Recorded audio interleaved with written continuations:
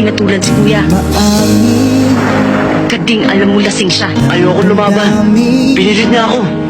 Sa susunod, ako na magsasabi kay kuya na hamunin ka niya ulit. Para makaganti siya sa'yo. Kung inaakala mong brutal ang kasalanan ko sa'yo, magpapaliwanag ako. Di na kailangan. Di ako manhid. Kading, kung ang tingin mo sa babae yun ay mas maganda siya kaysa sa akin, wala akong magagawa. Pero isang bagay lang ang titiyakin ko sa'yo. Mas mainit ako magmahal kung ikukumpara mo sa kanya. Alam mo yan, dahil ikaw na ako minsan.